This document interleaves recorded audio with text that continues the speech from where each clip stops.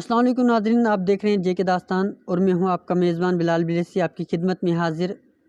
आज हमारे साथ मौजूद हैं आसिफ इकबाल साहब जो कहरा से ताल्लुक़ रखते हैं और इस वक्त हम मौजूद हैं जम्मू में और उम्मीद करेंगे कि कुछ कहरा की डेवलपमेंट के मुताबिक जो है हम कुछ इनसे सवाल करेंगे और जानने की कोशिश करेंगे कि आज तक इतने मुद्दे वहाँ से उभरे हैं, क्या कार्रवाई हुई या नहीं हुई।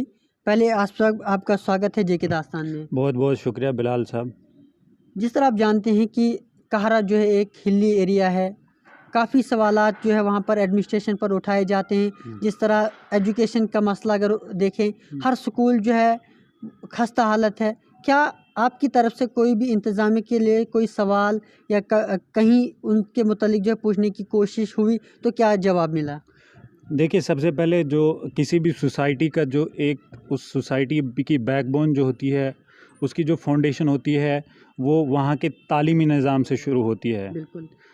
तो एक जो है, जो भी सोसाइटीज़, जो भी कंट्रीज़, जो भी कम्युनिटीज़ आज तक डेवलप हुई हैं, वो तब डेवलप हुई हैं जब उनका एजुकेशन सिस्टम जो था बेहतर था। लेकिन बदकिस्मती की वजह से हमारे एरिया की जब बात आती है तो हमारे एरिया का एजुकेशन स्टैंडर्ड जो है वो दिन ब दिन उसका ग्राफ जो है वो गिरता जा रहा है। उसके पीछे बहुत सारे कारण हैं। तो जैसे आज हमारे इलाके में हमारे ख़ास करके हमारी 3 हायर सेकेंडरीज़ अभी फंक्शनल है, चाहे हायर सेकेंडरी मलानू है, हलारन है या टांटा है। तो अगर जैसे मुझे इन्फॉर्मेशन मैंने कुछ दिन पहले सीओ साहब से बात की थी, तो हमारे पास जो है इन तीनों हायर सेकेंडरीज़ में कोई भी लेक्चरर्स नहीं है, सिवाय 1-2 लेक्चरर्स परमानेंट जो हलारन हायर सेकेंडरी में है या मलानू हायर सेकेंडरी में है। तो आप खुद अंदाज़ा लगाओ कि जिन हायर सेकेंडरीज़ में जो स्टाफ ही नहीं अवेलेबल होगा तो वहाँ पे वो बच्चे पढ़ेंगे क्या। बिल्कुल। उसी के साथ साथ हमारे पास बहुत सारे हाई स्कूल्स भी हैं, वहाँ की हालत भी वैसी है, स्टाफ नहीं है। स्टाफ के साथ साथ जो स्कूल का जो इंफ्रास्ट्रक्चर है, आपने देखा होगा कि बहुत सारे स्कूल जो है वो डिफंक्ट पड़े हैं, स्कूल की बिल्डिंग्स जो है खस्ता हालत हैं। और इसके अलावा देखें आप, मैं हायर सेकेंडरी हलारन का मैं ख़ास करके मेंशन करना चाहूँगा कि वहाँ 3 रूम्स पे एक हायर सेकेंडरी फंक्शन कर रही है। तो ये कैसे मुमकिन होगा टीचर्स के लिए भी, स्कूल की बाकी एडमिनिस्ट्रेशन के लिए भी और साथ साथ के लिए बच्चों के लिए भी, कि इस छोटे से 3 कमरों में जो है अपना दर्स व तदरीस का अमल जो है वो सक्सेसफुली वो वहाँ पे कर सकें। तो दूसरा एक और फैक्टर जो मुझे लग रहा है वो ये लग रहा है कि जो माइग्रेशन काफ़ी हो रही है हमारे एरिया से, चाहे वे लोग किश्तवाड़, डोडा, जम्मू या ठाठरी वगैरह कर रहे हैं, जो भी लोग जिनके पास भी वसाइल हैं वो अपने बच्चों को जो है अपने हमारे एरिया से जो है उठा के मतलब कहीं दूसरी जगह वो अपने बच्चों की एडमिशन करा रहे हैं। बेशक सही है कि हर एक पेरेंट्स की ख्वाहिश होती है कि अपने बच्चों को बेहतर से बेहतर तालीम दे सकें, लेकिन मसला ये हो रहा है कि जो बच्चे बाकी जो गरीब जिनके पेरेंट्स एफर्ट नहीं कर सकते हैं इतने एक्सपेंसिव एजुकेशन पे, उनके लिए क्या होगा। ये हम सब की रिस्पॉन्सिबिलिटी है कि हमें उन बच्चों की ओर भी देखना चाहिए। उसके लिए भी हमने जो है सबको मिलजुल के, चाहे हमारे जो इलेक्टेड रिप्रेजेंटेटिव हैं पीआरआई के या बाकी भी जो लोग हैं, उन सब को जो है कलेक्टिवली इस चीज़ के लिए फ़ाइट करनी चाहिए कि हमारा इंफ्रास्ट्रक्चर बेहतर से बेहतर हो, ताकि अगर जो हमारे जो जो फाइनेंशियली जो साउंड पीपल हैं, लोग हैं, वो अगर कहीं दूसरी जगह अपने बच्चों को तालीम दे सकते हैं तो बाकी जो गरीब लोग हैं वो कम से कम उनको भी सही से तालीम मिले। तो उसके लिए तभी ये मुमकिन होगा जब हमारा इंफ्रास्ट्रक्चर सही होगा, जब साथ साथ में हमारे पास उससे प्राइमरी जो मुझे लगता है वो ये लगता है कि स्टाफ की अवेलेबिलिटी होनी चाहिए। बेशक बहुत सारे टीचर हजरात हमारे एरिया में जो हैं बहुत अच्छी ड्यूटीज़ दे रहे हैं कि पूरे हफ्ते या महीने की बात करेंगे, साल में भी उनका जो है जो काफ़ी सही तरीके से वो ड्यूटी देते हैं। लेकिन साथ साथ में कुछ ऐसे भी टीचर्स हैं वो काफ़ी नेग्लिजेंट हैं टुवर्ड देयर ड्यूटीज़।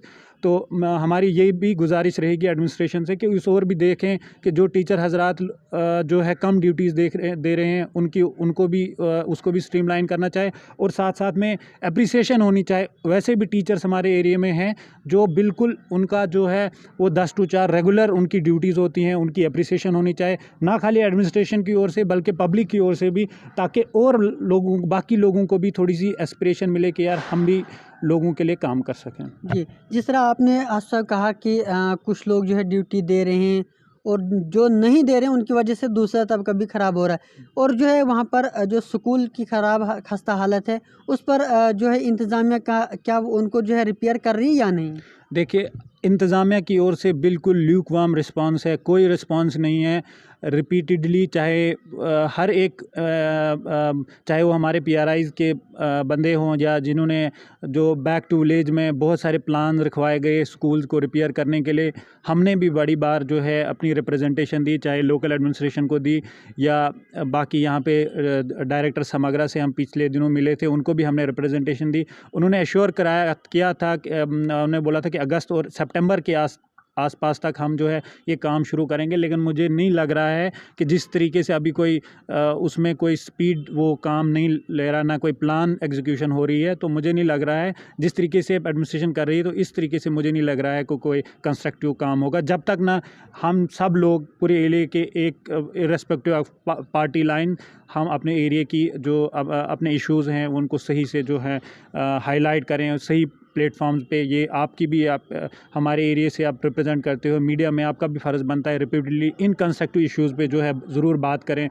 साथ साथ में हम रिक्वेस्ट करेंगे, चाहे हमारे वार्ड मेंबर से लेके हमारे सरपंचेस, बीडीसी, डीडीसीज़, तो सब से हमारी यही गुजारिश रहेगी कि अपने फुल फोर्स के साथ ख़ास करके तालीमी निज़ाम को सुधारने की कोशिश करें। जी बिल्कुल, तालीमी निज़ाम जो है बिल्कुल एक ज़रूरी है। अब जो है रोडों की खस्ता हालत वहाँ काफ़ी जो है ख़राब रहती है, कहीं पीएमजेएसवाई की रोड है, कहीं आरएनबी की रोड है, कहीं ब्लैक टॉपिंग आधी पड़ी हुई है, कहीं स्लाइड आती है उसे भी साल के बाद उठाया जाता है।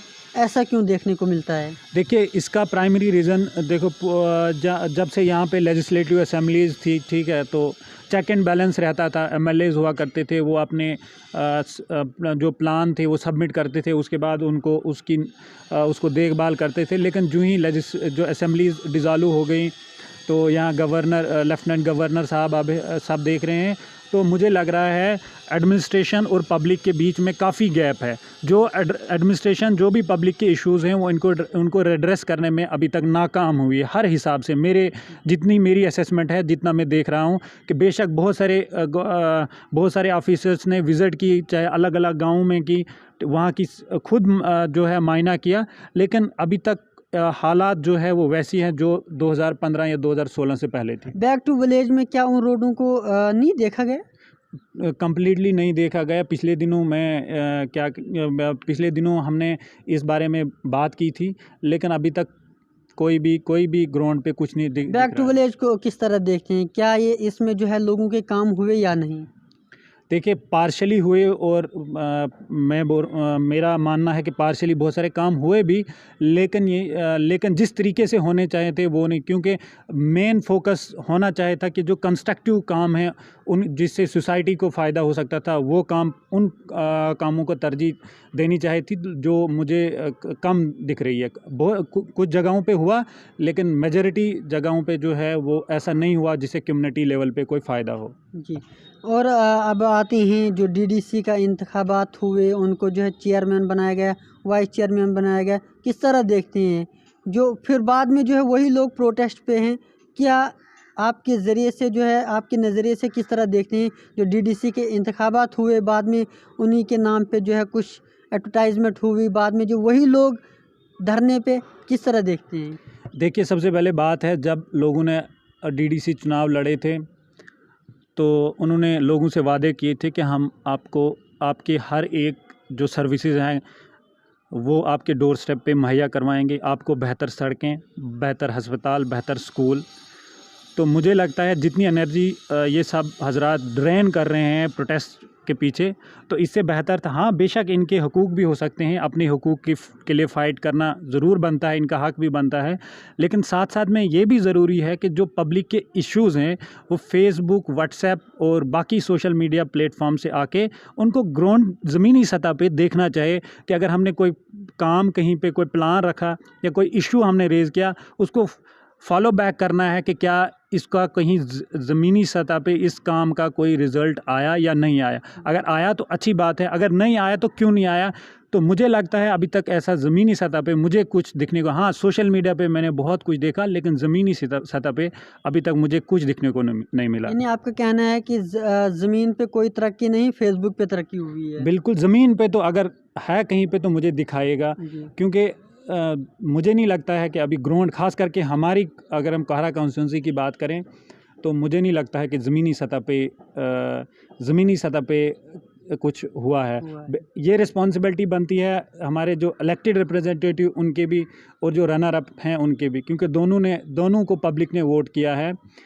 बाकी भी जितने भी कंटेस्टेंट थे सबकी जॉइंटली रिस्पॉन्सिबिलिटी बनती है कि जिन लोगों ने चाहे जिसको जितने वोट आए वोट ज़रूर किए हैं, लेकिन लोगों के इश्यूज़ को भी खाली रेज़ नहीं करना है, क्योंकि जो इलेक्ट हुए हैं तो उनको जो कॉन्स्टिट्यूशनल राइट है कि वो पब्लिक की बात रख सकते हैं, लेकिन जो बाकी भी उनके पास भी हकूक़ हैं कि वो भी पब्लिक के इश्यूज़ फोर्सफुली अपने जो गवर्नमेंट जो भी अपनी एडमिनिस्ट्रेशन है, चाहे वो इवन के आज एसेसेबल है लेफ्टिनेंट गवर्नर का ऑफिस भी, उस तक भी जा सकते हैं अपने एरिया की इश्यूज़ को रेड्रेस करने के। ज़ाती जो भी मुफादात हैं या ज़ाती जो भी अपने इख्तलाफात हैं उनको साइड पे रख के हमारे अपने एरिया काहरा एरिया की जो ओवरऑल डेवलपमेंट है उसकी ओर ज़रूर जो है मैं उम्मीद करूँगा कि जो पहले कर रहे थे उससे ज़्यादा फोर्सफुली और प्रोडक्टिव, खास करके फोर्सफुली तो ज़रूर होना चाहिए, लेकिन साथ साथ में प्रोडक्टिव भी होना चाहिए, रिज़ल्ट ओरिएंटेड भी होना चाहिए, ताकि नताइज भी कुछ आ जाए। जिस तरह आपने देखा होगा कि दुनदी प्रोजेक्ट, द्राबशाला प्रोजेक्ट और साथ में हमारा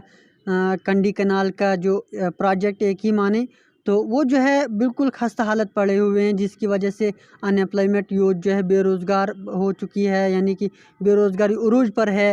लोग जो है कह रहे हैं कि अगर इन 3 प्रोजेक्ट को ओपन किया जाएगा तो रोज़गार जो है बढ़ सकता है। किस तरह देखते हैं ये तीनों प्रोजेक्ट जो है नाकाम कैसे हुए? देखिए, मैं प्रोजेक्ट की नाकामी से पहले मैं ये बताना चाहूँगा कि प्रोजेक्ट अगर कामयाब भी हुए होते तो जिस तरीके से हमारा सिस्टम चल रहा है हमारे लोगों को रोज़गार नहीं मिलता, बल्कि हमारे रिसोर्सेज़ का इस्तेमाल हो रहा है। तो जितना हमारे रिसोर्सेज़ का इस्तेमाल हो रहा है उतना हमारे लोगों को जो है कंपनसेट नहीं हो रहा है, उतने हमारे लोगों को एम्प्लॉयमेंट नहीं मिल रहा है। पहले भी अगर किश्तवाड़ में प्रोजेक्ट खुलते हैं या द्राबशाला में या कहीं और पे भी, तो हमारे ख़ास करके हमारे काहरा एरिया के लोगों को नज़रअंदाज किया गया है वक्तन फ़वक्तन। तो मैं चाहूँगा कि ये प्रोजेक्ट खुलने से पहले कम से कम हमारे एरिया के जो भी कंपनीज़ आएंगी, जिन कंपनीज़ को कॉन्ट्रैक्ट मिलेगा, तो उनकी प्रायोरिटी ज़रूर हमारे एरिया, क्योंकि मेरे हिसाब से पूरे रिस्टवाइल जो डिस्ट्रिक्ट है, जो खिताई चिनाब है, तो उसमें सबसे बैकवर्ड रीजन जो है मैं अपने एरिया को मानता हूँ कि हर हिसाब से। तो मैं ज़रूर चाहूँगा कि अगर जो भी कंपनीज़ आ जाएं जिनके पास भी ये कॉन्ट्रैक्ट मिलें, वो हमारे एरिया के नौजवानों को ज़रूर तरजीह दें, ताकि हमारे एरिया का भी जो है इकनॉमिकली लोग जो है अपलिफ्ट हो सकें। जी। अच्छा, आखिरी सवाल आपसे करेंगे। आजकल जो है धरने हो रहे हैं, प्राइसेस के जो रेट जो है वगैरह जो हैं वो आसमान छू रहे हैं। मरकज़ी सरकार के लिए आपका कोई मैसेज हो तो बताइएगा। मैसेज ना, यहाँ पे जो इलेक्टेड रिप्रेजेंटेटिव हैं बीजेपी के, चाहे वो वहाँ के उनके एमपीज़ हैं या बाकी उनके सीनियर लोग हैं, उनके सजेशन को नहीं सुना जा रहा है। वो खुद अंदर अंदर से परेशान है कि क्या हो रहा है, क्योंकि उनका फ्यूचर जो है रिस्क में है, क्योंकि बीजेपी जो है कंप्लीट फेल हो गई है अपने लोगों के इश्यूज़ को रिड्रेस करने में ज़मीनी सतह पे। तो पेट्रोल प्राइमरी जो भी जितनी भी प्राइस राइज़ है उसका बेसिक जो है वो रीज़न है, जो बिल्कुल इन्होंने सडनली जो है प्राइस हाइक किया, अब सेंचुरी मारी है पेट्रोल प्राइस ने। तो इस तरीके से डीज़ल के प्राइस भी बढ़ते जा रहे हैं। तो हर एक चीज़ की कीमतों के पीछे यही एक कारण है, प्राइमरी कारण यही है। इसके अलावा भी बहुत सारे कारण हैं, लेकिन ये मैं मानता हूँ ये एक कारण है। बाकी सजेशन की बात है तो ये जो इनके अपने रिप्रेजेंटेटिव उनकी नहीं सुनते हैं, तो हमारी सजेशन दे के ये जो है। अगर हम आप बात करेंगे कि आपने कहा कि आपको लगता है कि आने वाले वक्त में बीजेपी भी कमज़ोर हो रही है और कांग्रेस भी, लेकिन दोनों पार्टियां जो है नेशनल पार्टियां कमज़ोर क्यों हो रही हैं? नहीं, कमज़ोर नहीं। देखो, जो एक सीजन पॉलिटिकल पार्टीज़ होती हैं जिन जो अपनी आइडियालॉजीज़ जो आइडियालॉजीज़ अपनी ज़रूर होती हैं, लेकिन साथ साथ में क्या वो वैलिडेट करती हैं कि इंडियन कॉन्स्टिट्यूशन को, वो मैटर करती हैं। बेशक अगर कांग्रेस की मैं बात करूंगा, बेशक कमज़ोर अभी मैं कह सकता हूं ज़रूर है, लेकिन एक सीजन पॉलिटिकल पार्टी और एक आइडियोलॉजिकली जो कांग्रेस पार्टी अपनी आइडियाज़ और अपनी आइडियोलॉजी पे फर्म है। कभी भी कांग्रेस पार्टी ने अपने शॉर्टकट जो बेनिफिट्स के लिए जो हैं अपनी आइडियोलॉजी पे कंप्रोमाइज़ नहीं किया है, और यही सबसे बड़ी बात कांग्रेस की है। और मैं ये उम्मीद करता हूँ कि आगे भी कांग्रेस पार्टी जो है अपने आइडियाज़ पे इसी तरीके से, और कांग्रेस का हर एक कार्यकर्ता इन्हीं आइडियोलॉजीज़ पे जो है फर्म रहे, और ताकि जो है मुल्क भी और अपने एरियाज़, अपने स्टेट्स, जो अपनी यूनियन टेरिटरीज जो है उनमें डेवलपमेंट में जो अहम कंट्रीब्यूशन करें। बहुत बहुत शुक्रिया हमारे साथ बात करने के लिए। हमारे साथ बात कर रहे थे आसिफ इकबाल साहब, जो इलाका कहरा से ताल्लुक़ रखते हैं और सोशल एक्टिविस्ट हैं। उम्मीद करेंगे जो इन्होंने बताया और उस पर जो है कार्रवाई होगी। बाकी बने रहें जे के दास्तान के साथ। दीजिए अपने मेज़बान बिलाल बिलेसी को इजाज़त।